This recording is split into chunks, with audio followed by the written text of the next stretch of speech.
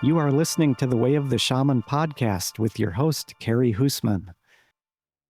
The content shared in the Way of the Shaman podcast is for informational purposes only and does not constitute professional or therapeutic advice. The views expressed by the host and interviewees reflect their personal experiences and opinions. Please consult with an appropriate licensed professional if you have any medical, psychological, or legal concerns. Hello, and welcome to the Way of the Shaman podcast.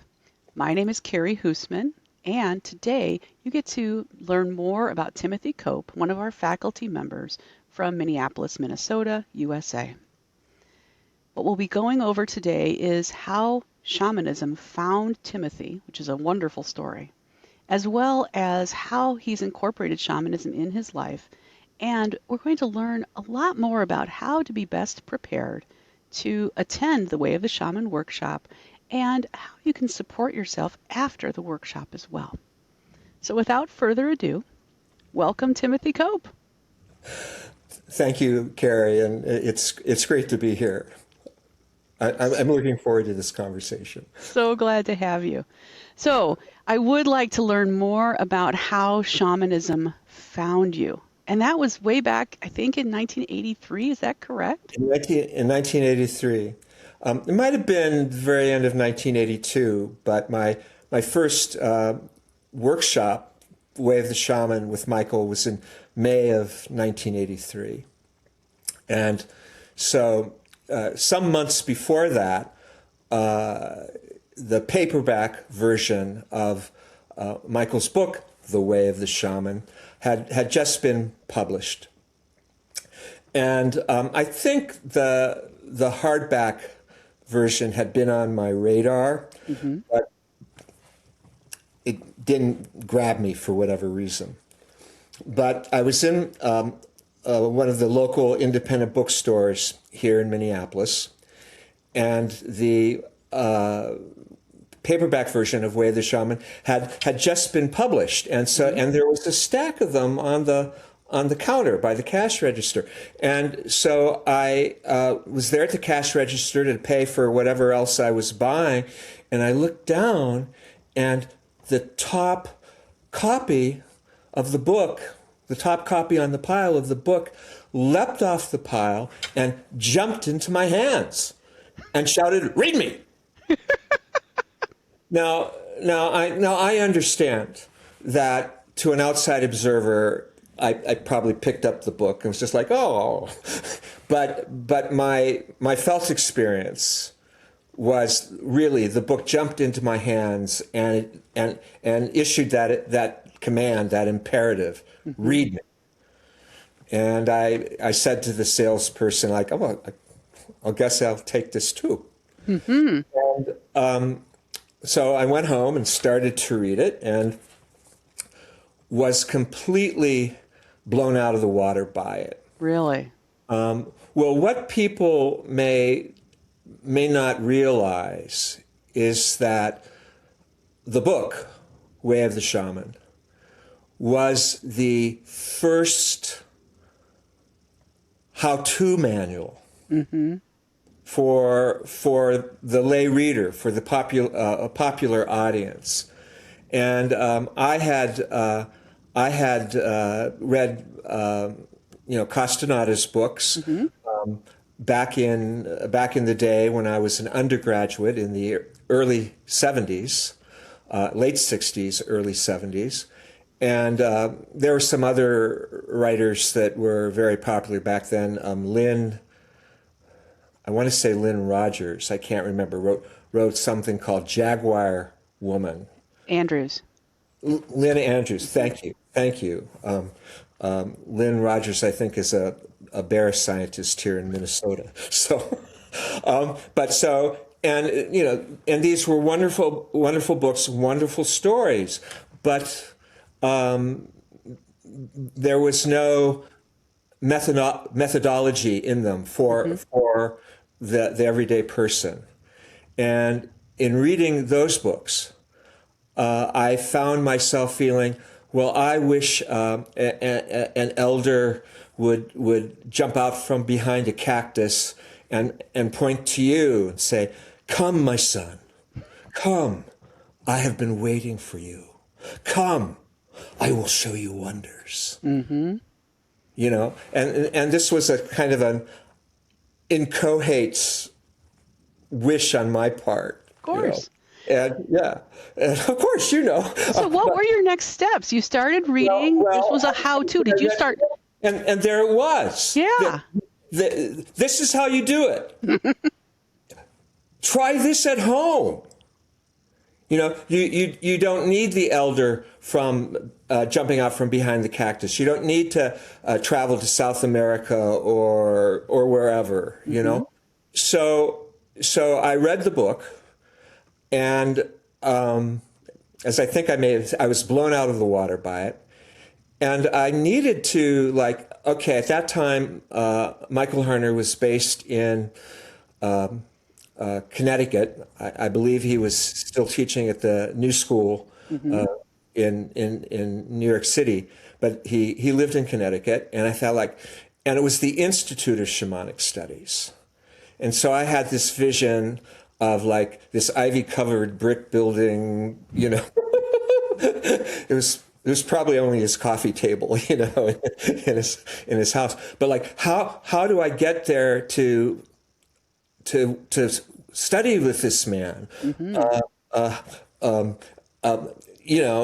I think I guess I'll just show up at his doorstep and camp out on his doorstep.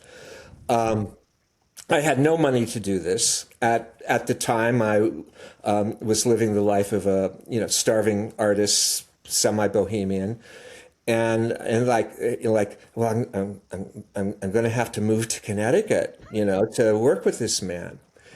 And as fate would have it, a few months after I read the book, I got a notice somehow that Michael was coming to Minneapolis to offer the workshop, the way of, Well, that was great. I had no money at that time. I was living hand to mouth. I had no money to pay for the workshop, and also I kept losing the information about the particulars of where and when and all of that. And the information kept coming back to me unsought, here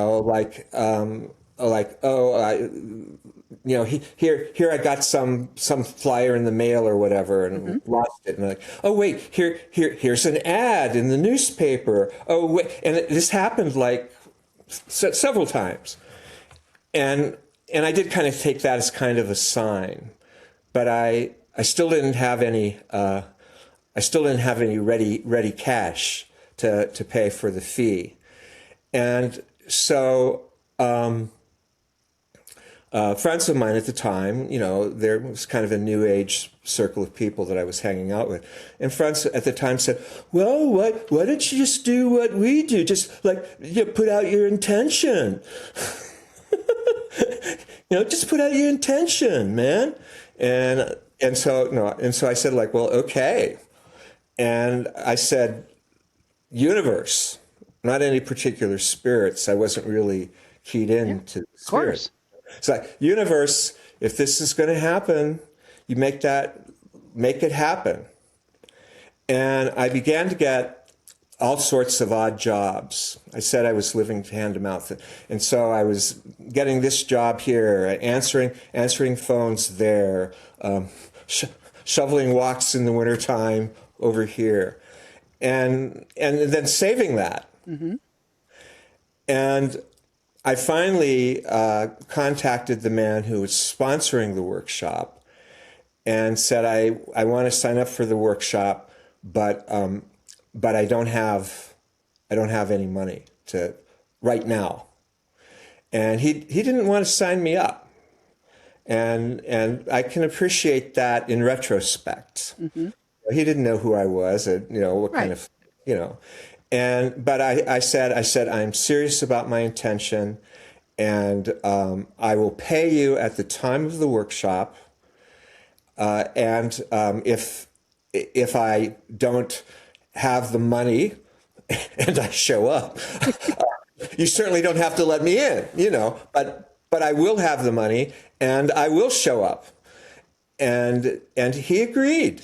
He said, oh, okay. And he put me on the roster. And by the time the workshop happened, I had saved my dollars and my small change, my pennies. No one's going to be saving pennies anymore.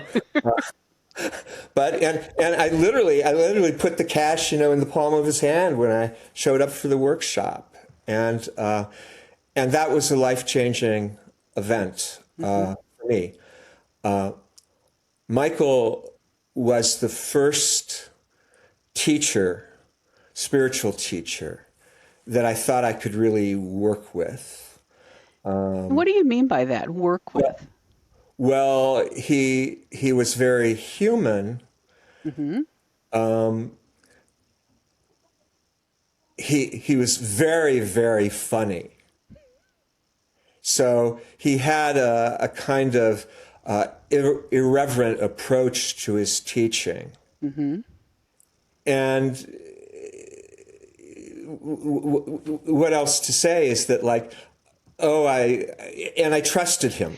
I guess That's what I was wondering, if that was the difference. Yeah, but I don't know how formulated all of that was in my mind back then. And this was over 40 years ago. Right.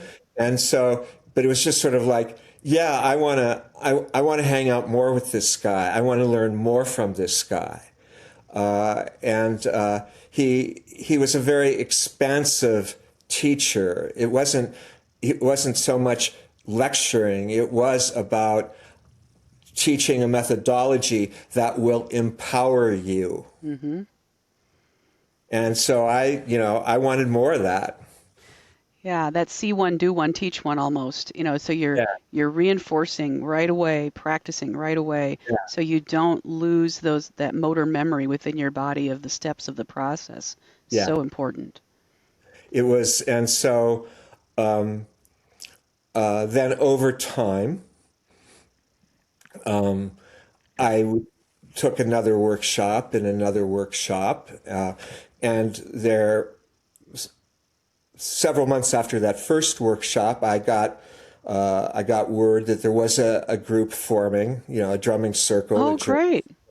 And this was back in the days when the foundation's work, Harner's work, was really the only game in town. If you weren't indigenous, if you didn't come from a native tradition, so there was a huge sort of outpouring of interest, and in those early days, we would get 30 people at the drumming circle, from the whole city's area, local, yeah, and so that certainly helped, So you had that good fortune of having a community from the get-go in your vicinity. And yes, and we were all beginners together too. Which made it interesting. I can imagine. But there wasn't anyone who was really like, I'm leading. I'm the master. Yeah. Like, what are we doing? But there were a lot of us, and so there was that mutual excitement of this brave new world that we were discovering. So. Oh, fantastic. Yeah. So, and you were able then to keep taking workshops and expand your experiences as the new workshops became available. And yes, and that took several years, because at this time there wasn't a set. Was there just one workshop when you started? Yeah, really, it was the Way of the Shaman, and pretty quickly, Michael did designate people in other parts of the country to teach the Way of the Shaman. But there weren't any other more advanced workshops to take because they hadn't been developed yet. And and this was, I think, kind of a blessing, at least for me, was it gave me plenty of time to assimilate, integrate the material. For sure. Practicing journeying, getting those. And I probably, over the years, I don't know how many times I've taken the way of the shaman, but in those early days, I probably took it maybe 3 times, partly because there wasn't much else out there to take. And then slowly the other workshops were added, and I don't remember what order those were added in. Yeah. But it gave me a chance to practice the rudiments of this craft, So Great. Thank you for sharing that. And I'm really understanding the depth of how that building occurred way back at the beginning. So back when I was in junior high, but all good. And I was in my early 30s at that time. This dates me too, but it was a tremendous personal experience, and it was also a tremendous communal experience to be on this path together with other people here who were just discovering this. So let me ask a question about that. So over time, the foundation now has people offering journey circles or drum circles all around the globe. And do you feel that that is a really good way for people to get community, to practice, to continue to learn in between workshops? Do you think that's a good way to go? Oh, I always encourage that. And I'm so pleased that overall that kind of thing is accessible to people. Even now in the Zoom world we live in, the Teams world we live in, the Riverside world we live in. If geographically you're isolated, you can still find community and you can still find circles through the internet. Which was not available when I started. Of course, yeah. So it is. It's wonderful that if people are seeking community, they don't have to feel that like, oh well, I'm here in the wilds of, say, northern Minnesota or the wilds of Canada, and there's no one around. Generally, people can find community through the internet. Yeah. And I endorse that wholeheartedly. Good. I couldn't agree more. I do think the listings that we have are covered by states on the website, but that's something to think about, is helping people know in person versus virtual so they can find more resources. So good point. Thank you for that. So I do want to go back to your career path and ask a little bit about how shamanism has influenced that. So you have a master's in fine art in playwriting, which is, kind of a fantastic and interesting career path to begin with, writing educational scripts. And so I would like to know how, because you were still working in that capacity while you were becoming experienced as a shamanic practitioner, how did those intertwine, and what was that like for you? Well, after I received my master's, it was like, well, now what do I do now? I wasn't specifically being trained in writing educational scripts. I'm a theater geek. Theater was my first love, which probably informs my teaching and my interview responses. And so at one point, I got a job through my theater work locally here in Minneapolis. I got a job working for the theater department of the Science Museum of Minnesota, which had its own department creating educational live theater programs that would be performed right in the museum. And I don't know how specifically shamanic this is, but I had been working with the deaf community, the sign language community here in Minneapolis, doing sign language theater. And the director of the sign language theater had moved on and had become the head of the theater department at the Science Museum. And one day she called me and said, Tim, I've got this new job and I want you to write scripts for us. Oh. And that was exciting. And I said to Tessa, well, great, I'm excited, but I'm just about ready to leave for however many weeks in Mexico. This is during the winter, in Mexico to, among other things, visit the cenotes in the Yucatan. And I don't suppose that the Science Museum is doing any exhibits on the cenotes, are they? There's this long silence. Tessa says, well, yes, as a matter of fact, we are. And I said, well, I guess I know which scripts I'll be writing. And she said, yes, I guess we do. So I don't know how strictly shamanic that was, but that was an amazing synchronicity. Yes. Yeah. And so I wrote a couple of scripts about different aspects of the history and the cenotes. And the thing I loved about the Science Museum is that I like to say it was the best job I ever had, because for one thing, there's always something fascinating and new to learn there. Right.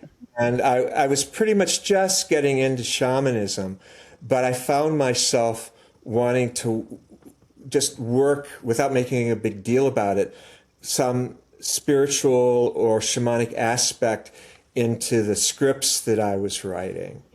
And at that time, the people at the museum on staff, the experts, the anthropologists, and even some of the hard science experts were completely cool with that. You know, oh, good. I called it I was doing stealth shamanism, but I wasn't fooling anybody there. Yeah. But when I could talk about a little ritual or some traditional little piece of magic that people practiced in relevant to whatever the topic was that I was writing about, I could kind of work that in, and you know, generally the people at the museum would say, yes, that's part of what was going on, or that's part of what this is about. This is what people do, or what they did a couple of 100 years ago, you know, that kind of thing. So they were really accepting of my interest. Oh, that's great. So that's a wonderful way to show appreciation.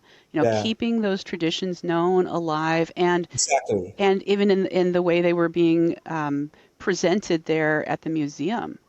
Yes. So and these were very small ways, but it's like, all right, if in a small way I can help the public, the visiting public at the museum, who really knows nothing about any of this. Mm-hmm. Not that I knew much more at that time, but well, they get used to hearing about it. Right.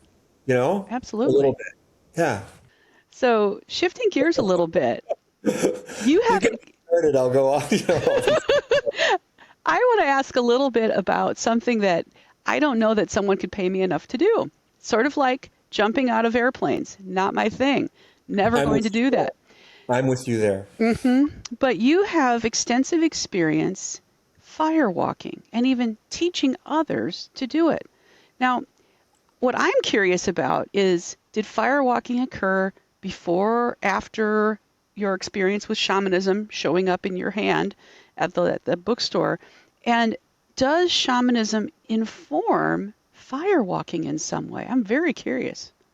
Well, okay, so to try to answer those questions more or less in order, um, I have been walking and exploring the shamanic path for many years before firewalking came into my field. Okay. And actually, I met the first members of what became my firewalking community at some shamanic trainings. Oh, I see. And yeah, foundation shamanic trainings.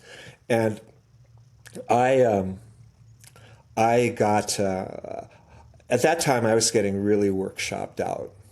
You know, you can get, excuse me, you can get workshop fatigue. Mm-hmm.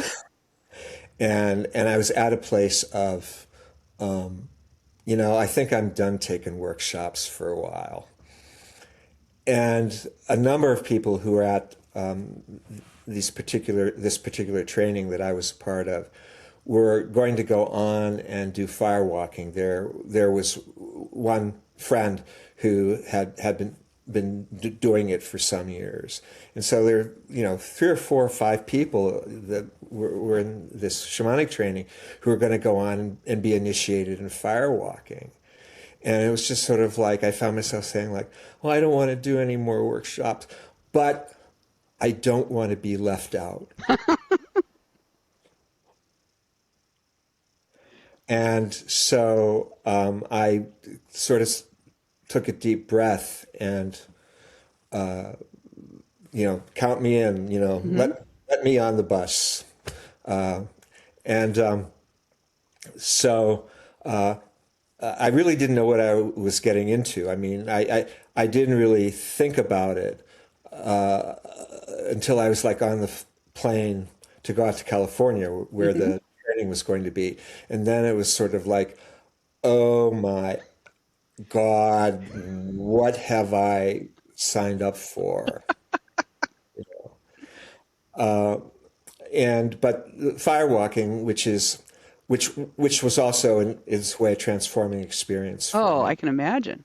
Yeah, but firewalking traditionally, and it's done in different permutations, different forms all over the world. But traditionally, it has a strong spiritual Mm-hmm. component. Mm-hmm. Okay. Now, in here in the West, in our modern society, it doesn't need to have that, I and see. sometimes doesn't. Now, the training that I got, while it was sort of interdenominational, had that spiritual component. Got it. Okay? But you can find people training it where it's been reduced to kind of mind over matter. I Okay, see. and that may or may not be helpful to the people that do that. When I have participated and the times when I've led firewalks, I certainly try to incorporate the spiritual component, and in the firewalks that I have led, you know, I invite in the spirits Mm-hmm. and encourage other people to invite in their helping spirits. And if perhaps they're not on the shamanic path or not in touch with their helping spirits, I say, well, then, whoever you pray to when you pray, Mm-hmm. or whatever. I mean, the spirits aren't, in my experience, are not jealous about that. You Good. know, if you are sincere and if you have goodwill, the spirits will offer their help, even if you don't know their names. And do you think that the spirits helped you be able to acquire the skills to firewalk fairly quickly?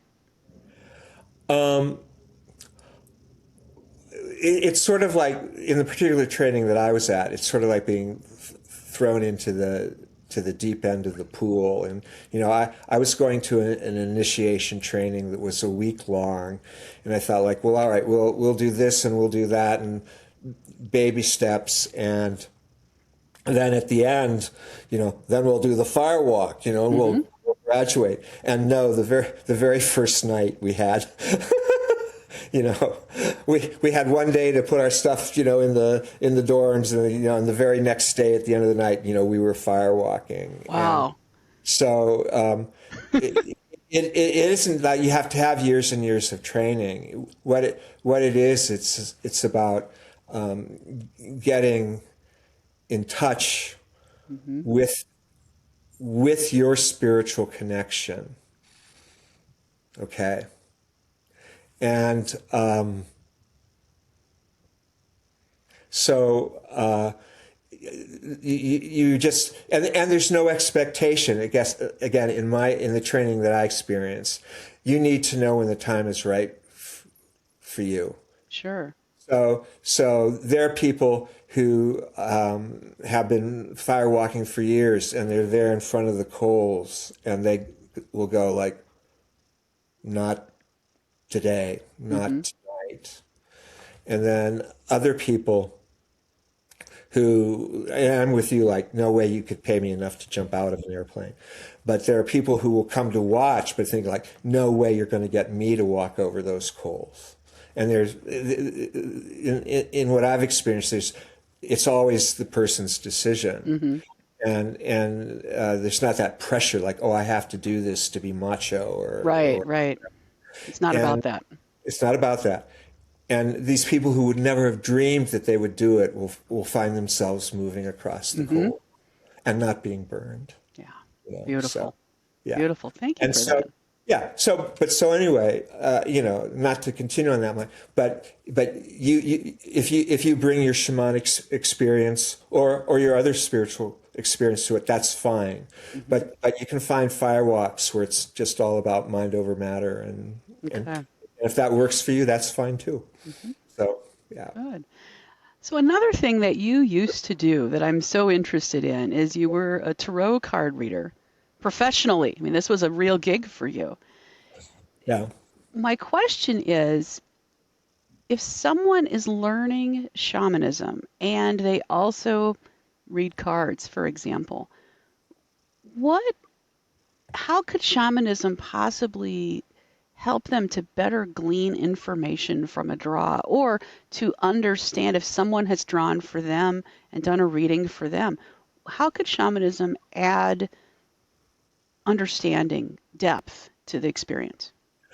Well, once again, when I was most active as a card reader was before I really seriously stepped onto the shamanic path. And there's probably was some overlap there. But as I became more and more immersed in shamanism, my tarot reading receded into the background. Sure. But to respond to your question, I can see, and I'm not saying that I did this very often, but if you're learning about the cards, well, what's the message of this card? Or how does this card, in relationship to this card, what is the synthesis of that? Mm-hmm. And I can see that a person who knows how to journey could journey. Absolutely. Could journey to the hermit, could journey to the lovers, whoever, and the fool, of course, is the big one. And ask to be taught by the spirit that is represented by that card or those cards. And I can see where that would be a very fruitful way to integrate the two paths of the tarot, which I'm still very fond of, and shamanism.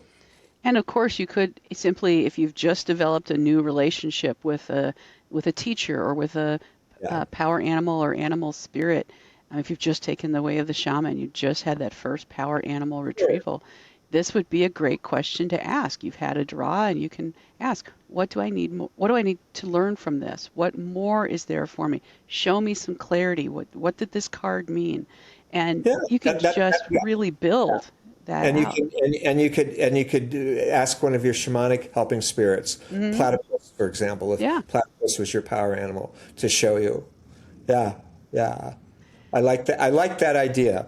I can't say that I have ever actually done that. Full disclosure here, but it's another application of shamanism in perhaps a person's everyday life that could be very, very helpful. That's right. Yeah. So shifting again, one of the things that I learned about you is that you grew up in a haunted house. Um, can you tell me a little bit about how that affected you? And did that at all make you scared or fearful to learn more about shamanism if that was bothersome for you? Or was it kind of fun, like this spirit you communicated with? How did that work out? Well, I was very, very young when the poltergeist phenomenon was going on in the house that I ultimately grew up in. My family moved into that house when I was not quite 3. Okay. Probably when I was like 2, and I remember my 3rd birthday, so that's how I know that. And it was very spooky at the time. Okay. I was only 2.5, 3, maybe going on 4. The phenomena itself was, as I said, was poltergeist phenomena, like unexplained footsteps, in the ceiling overhead, or coming down the stairs, or rapping on windows, and then people going outside and not finding any footsteps in the snow. There would be like new fallen snow on the ground, like made those noises. We ascribed this to the man who had lived in the house before we bought the house, and we bought the house from his widow. I see. So we called him Hiram. That was his name. And after 4 or 5 years, this phenomenon, which wasn't happening all the time, but it became quiescent. Okay. And so, as far as we could figure, the spirit, whoever it was, but Hiram, had either gotten used to us, or it had finally moved on. And if you're taking, I think it's in Shamanism, Dying and Beyond, to step outside our Way of the Shaman envelope a little bit. I think there's a segment on haunted houses and ghosts and poltergeists, and it talks about there, like, often again they're not malevolent. We tend to project onto that which is unknown, spooky, can't be explained, that it's malevolent. And often the spirits are not malevolent. In the case of poltergeists, often all they want is to be acknowledged, attention. And that seems to be what happened in this case. Okay. That we'd talk about Hiram, or like, oh, well, I wonder how Hiram's doing, or whatever. And haven't heard from him for a while. And that finally the phenomena kind of faded away. My mother lived in that house until the day she died, and we never felt. And of course, this time we were unaware of. My parents certainly were not aware of shamanism or anything like that, and as a youth and a young person, I wasn't. But so it's never like I felt Hiram needed to be psychopumped. Sure. That was going to be my question. Yeah. Yeah. And, it's like, if he's here, he's cool. or he's moved on his own, so. Good. Yeah. And did you have any concerns, as you were growing in your shamanic practice, as far as was I going to be drawing the attention of middle world spirits that needed help, or would you be noticing more phenomena like that? I personally was not. Okay. I have always, once I started to build a relationship with my helping spirits and my power animals, I just turn that over to them. Yep. That's their job. And so, but yeah, no, I know that there are other people who have different experiences. I admit that I feel the pressure, and I still feel the pressure when a client or a prospective client seeks me out and says, I want help with such and such, or there's a presence here that I'm scared of, or that I need help with. It's impacting me.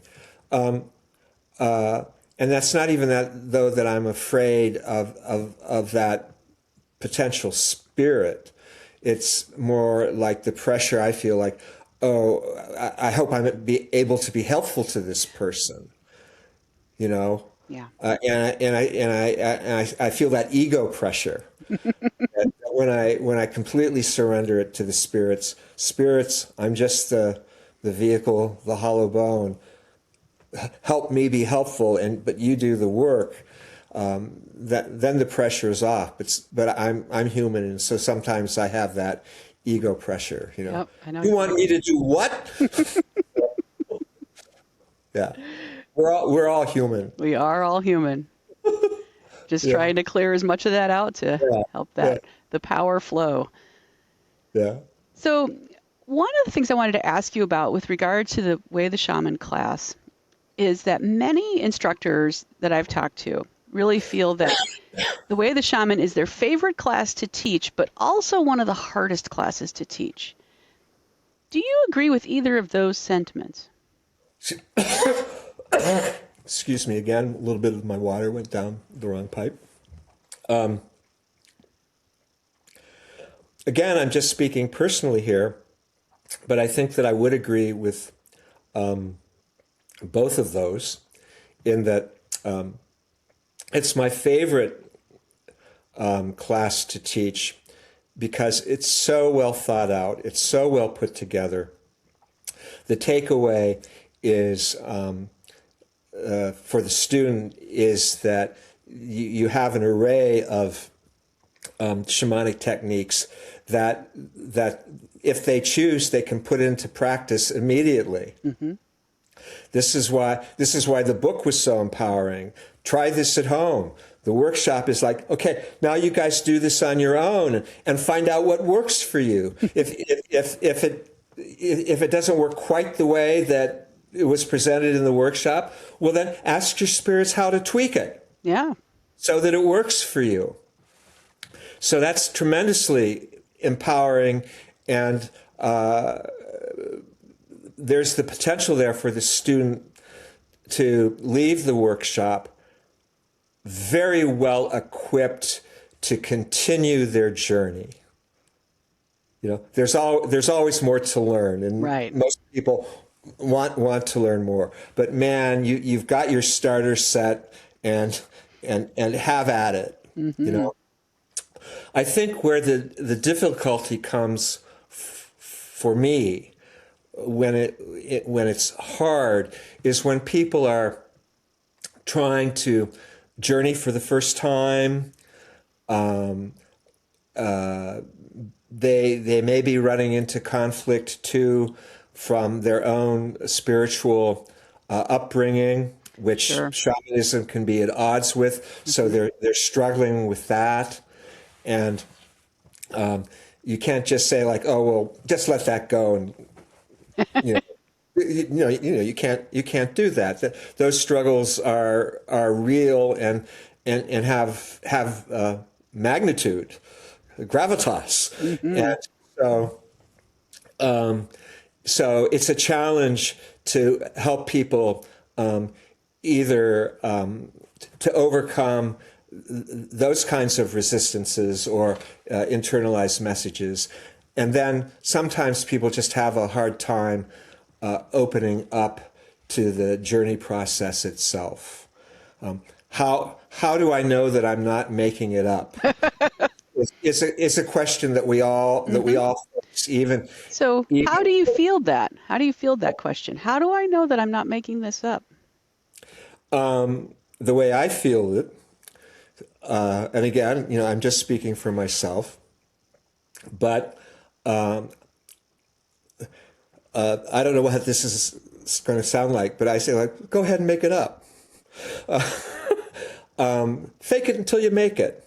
And where that comes from, I'm not just being flip. I know. But the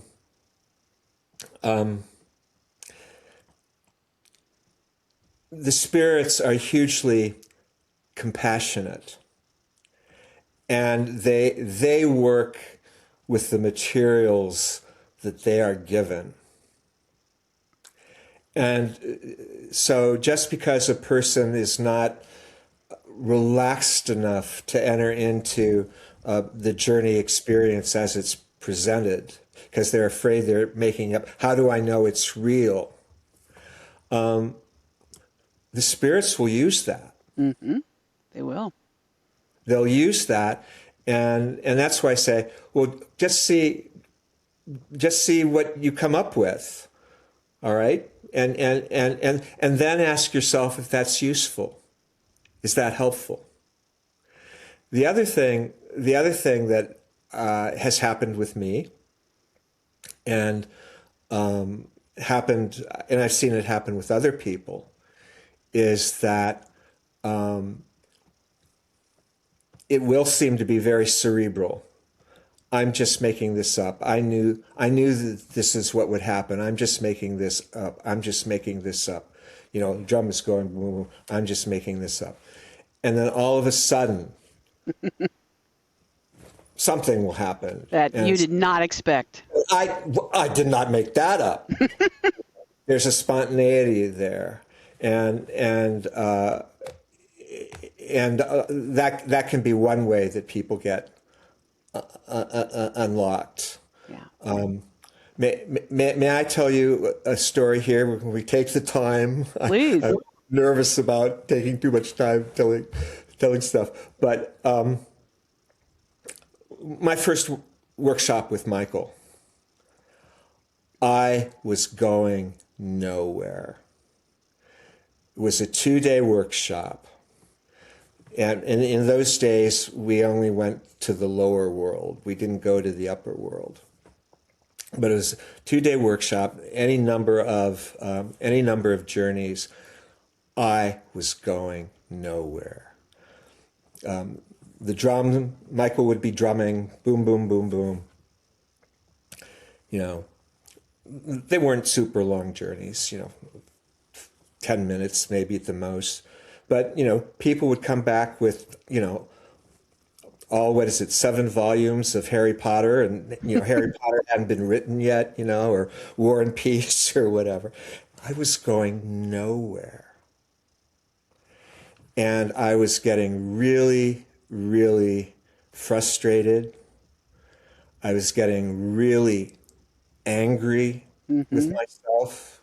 I was putting it on me. It was pretty upset. Yeah. Pretty upset. 2 days of this.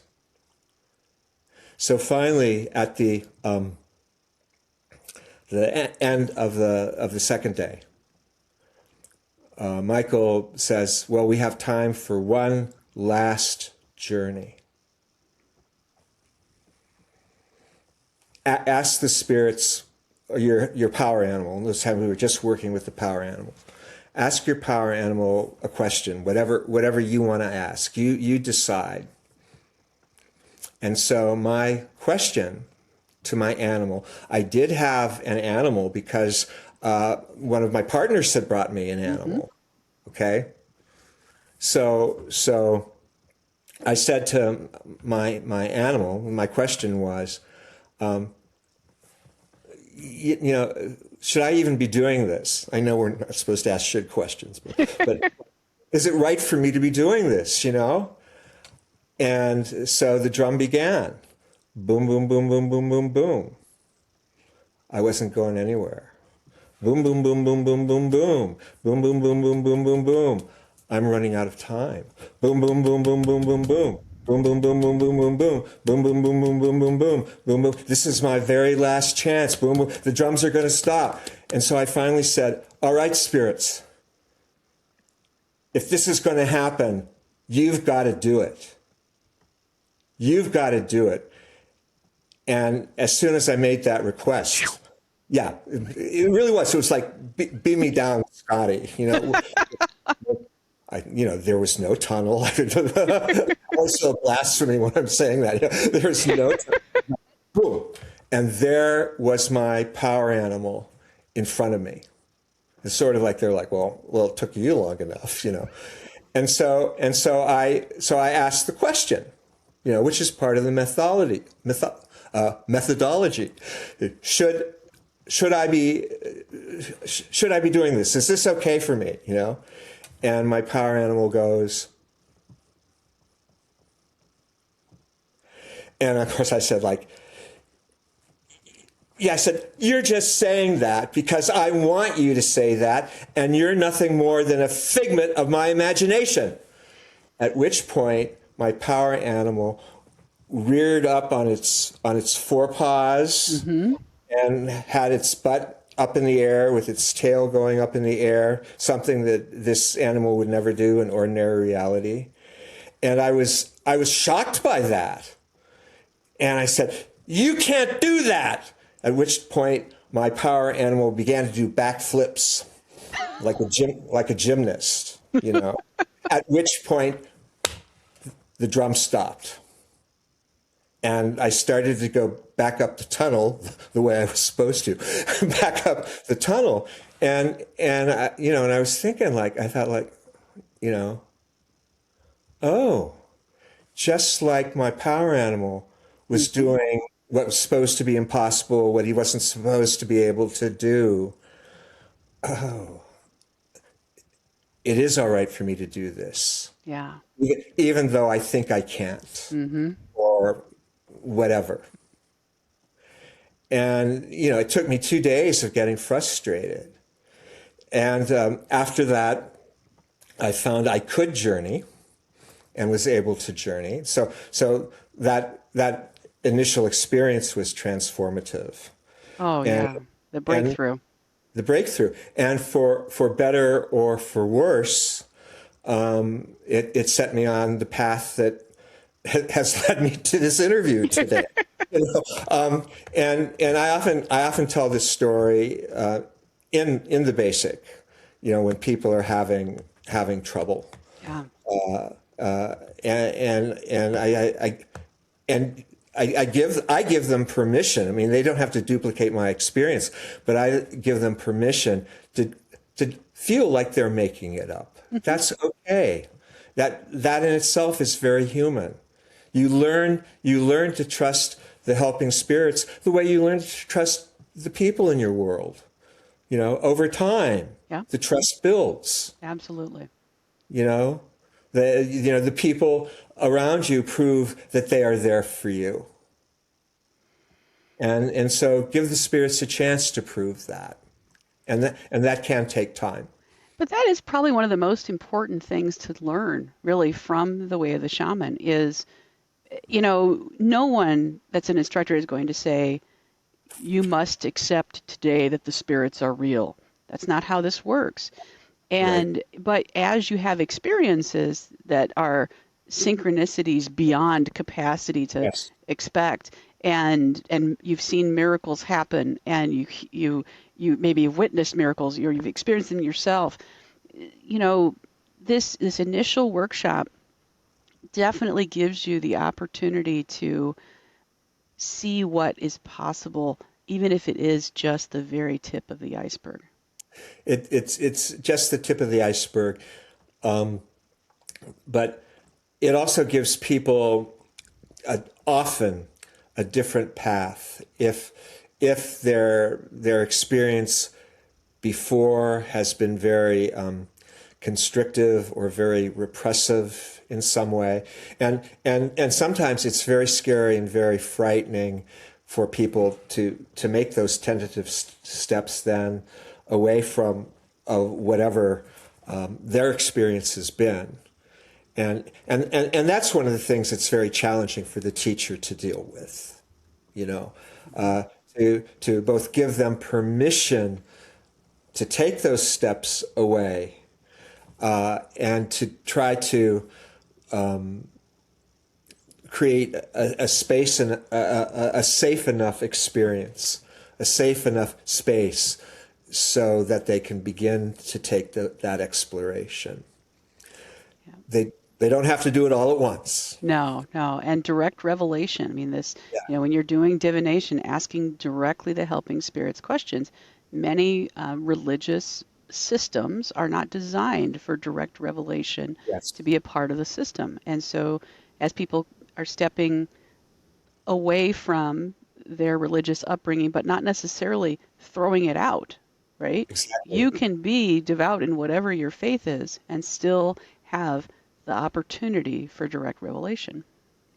Core shamanism, in my understanding, doesn't really have a quarrel with other spiritual paths.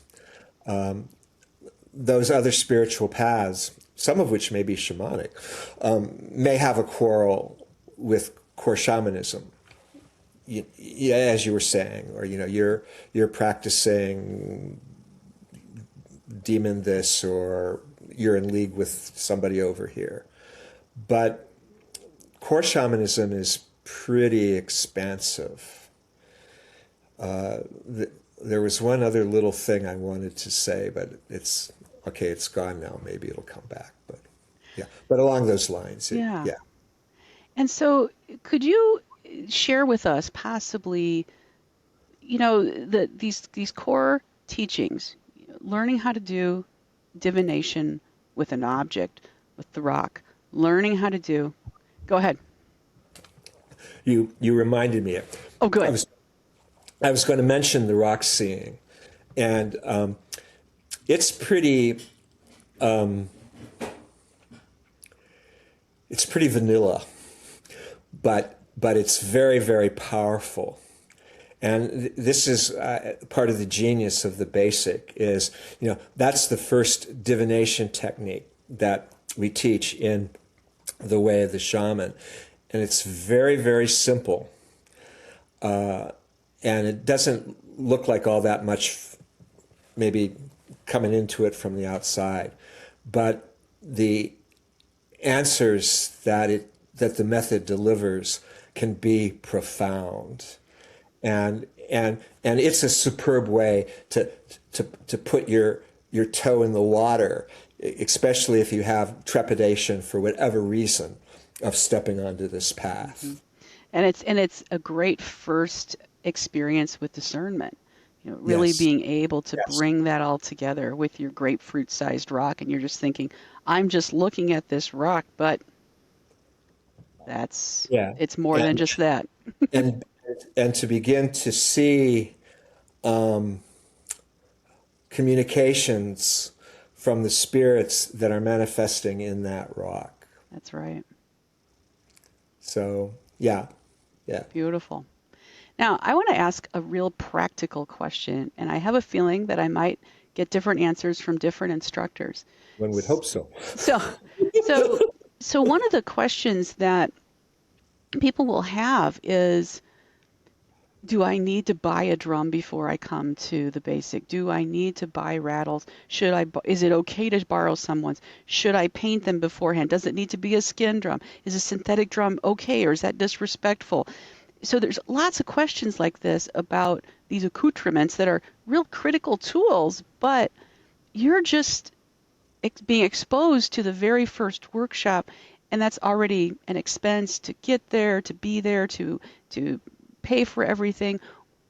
What would you tell a student who's considering attending the Way of the Shaman about drums and rattles before they come to that class? Well, I believe on the foundation's website, on the descriptions of the various workshops, but particularly the basic. Well, yeah, bring a drum or a rattle if you have one. If you have one, you don't need those things to begin to step onto the path. People often want to have them, but one doesn't need them. And again, when we all started back in the day, at my first workshop in 1983, the only person who had a drum was Michael Harner. Mm-hmm. The only person who had a rattle was Michael Harner. And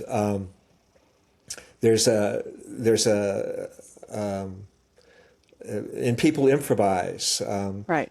The pillbox or the tic tac box. I've got one here to show you. This is my ibuprofen bottle. No, but It works. It's fine. It's fine. I was once working with a native friend, getting ready for a sweat lodge that we were doing as part of the foundation's work at Esalen. This was before the 2-week residential. This was before the 3-year program, and so I and my friend Paponi, who was a Kickapoo woman, were gathering rocks to be heated in the fire, and so we found a rock that seemed to be good, and we asked if the rock wanted to come, and got a yes. And then, and I'd never seen this before, Paponi took a little bit of her saliva and she offered it to the rock, to the place where the rock was. And she told me, I mean, this was a great teaching for me. She told me, well, in our tradition, we want to give a gift. We want to show our gratitude. So we want to give, a little bit of tobacco or this or that to the material, the physical object, or that is going to help us do our work. And we didn't have any tobacco. We didn't bring anything with us when we climbed up into the hills and we're finding these rocks. So she said, what I can do is I can give a little bit of myself, and this was a great teaching for me to have the sincere intention, to have the pure intention, and then use whatever materials you have to carry the work forward. And I'm telling you this to take back to your question about, no, you don't need, you need a drum. Oh, I'm getting excited. Better be careful. I might knock the computer onto the chair. You need a drum. I don't know who would do that, but they could do that, or in some traditions, people chant to journey. They do the yoiking. You use your voice. The spirits will provide if you don't have the set thing. Well, that's what I was looking for. So thank you so much, Timothy. So another question I have is, you live in a state where residents of the state, at least at this point in time, are allowed, or it's decriminalized. I guess I'm not sure the laws. I don't live in your state. They're changing too. That people can grow psilocybin mushrooms and cannabis for their own use in their own homes. And so there are likely students that you have in your classes who have had a variety of types of medicine journeys, different from journeying with sonic driving, which is exclusively how the foundation teaches people how to journey.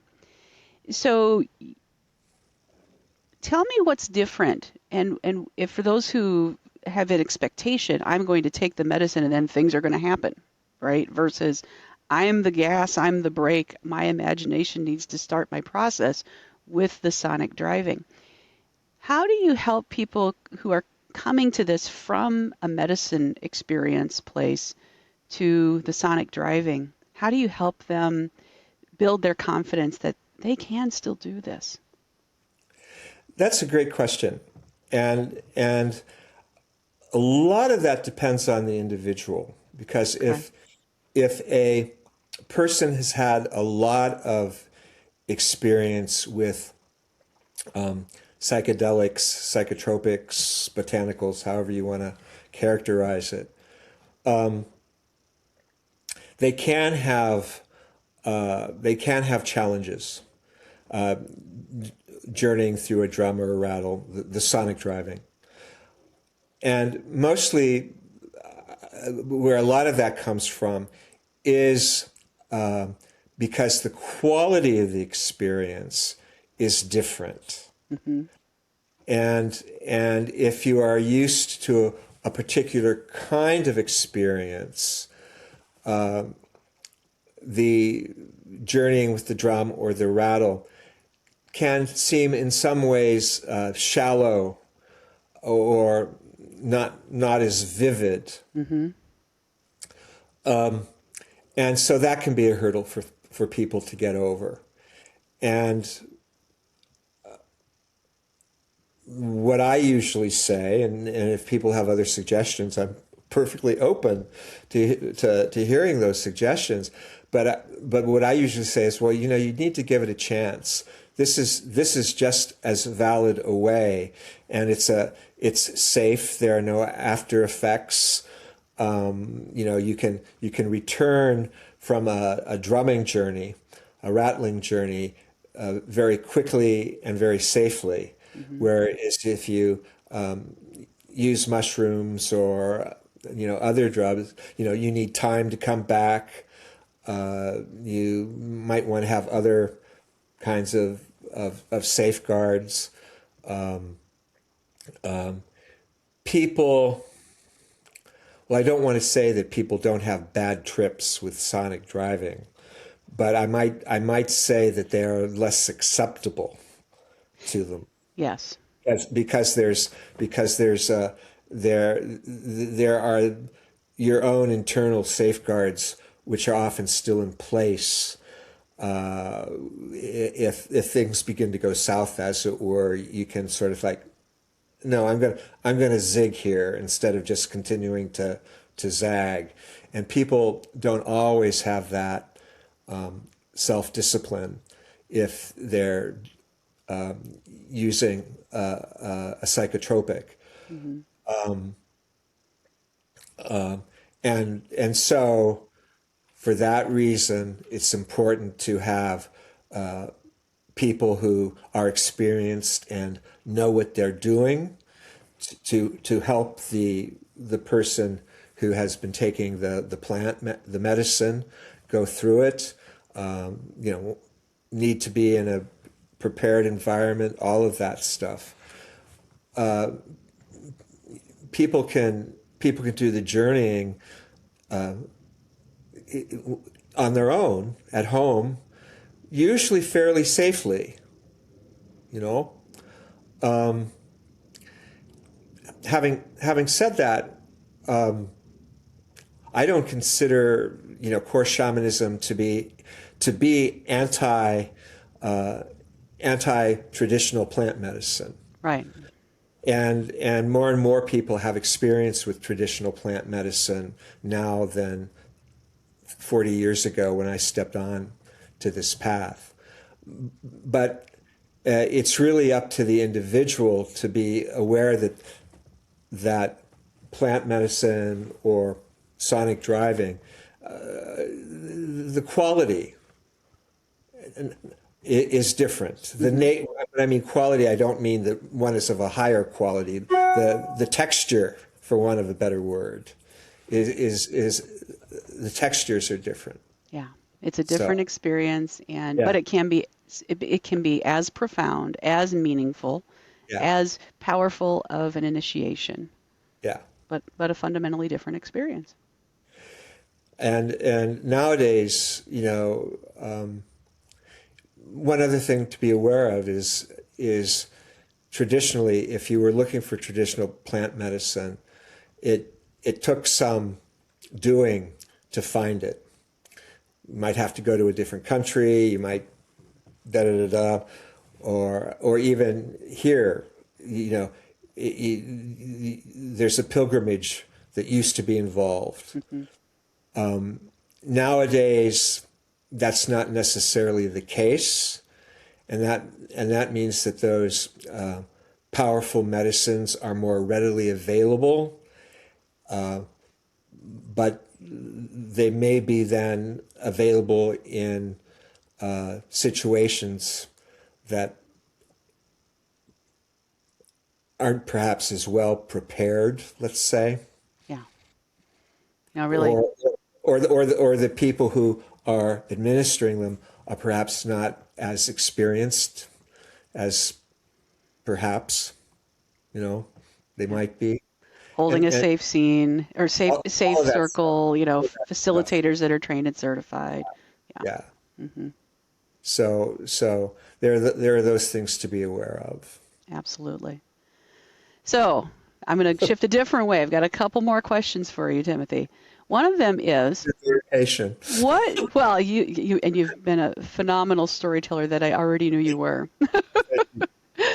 What do you feel is the best class to take after the Way of the Shaman, and why?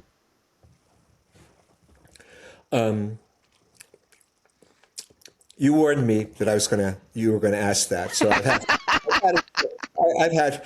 Sorry, people listening at home. This is not.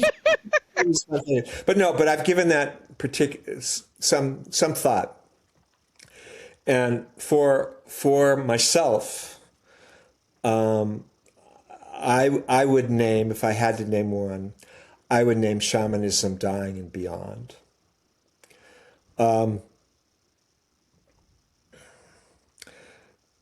One of the things that shamanism has given me is I am no longer afraid of being dead, which is huge. It is huge.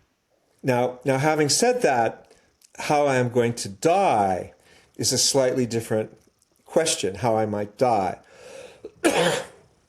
Is there going to be blood? Is it going to be a long, drawn-out process? Is there going to be a lot of pain? And my body certainly has that body anxiety of facing death. Mm-hmm. So the idea of how I might go through that portal physically, I have anxiety about that. Mm-hmm. But years of journeying, working with the spirits, learning to trust the spirits, realizing that existence continues, consciousness continues Mm-hmm. on the other side of physical life. That has meant that for myself, I don't think I'm afraid. That's why I say I'm not afraid of being dead. Yeah. It's and as I age, I find myself more and more curious as to what my personal journey will be. On the other side of this, my life, Mm-hmm. and I think that shamanism, dying and beyond, will can help people lose that fear. That almost all of us carry. Yeah. Yeah. And it brings such a powerful gift that you can give to those suffering beings, Who knowing are how to psychopomp.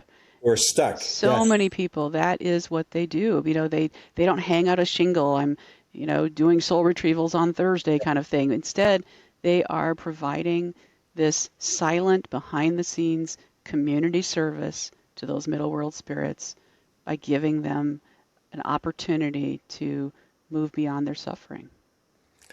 And one is able to do that because, again, of their own experience walking between the worlds. Mm-hmm. And this isn't the only world we walk on. And shamanism, dying and beyond, can open that door for people. Yeah. Yeah. Well, thank you for that. Well, You're welcome. with that said, I think we are at the end of our interview today. I so appreciate your time that you've spent with us, the stories that you've shared, and I think we all know more about you and about your journey with shamanism, as well as this wonderful workshop, The Way of the Shaman. Thank you, Kerri. This has been a real pleasure. Thank you for inviting me to have this conversation. And yeah, it's a great workshop. Sign up, people. All right. We'll see you next time. Bye-bye. Thank you. Bye-bye.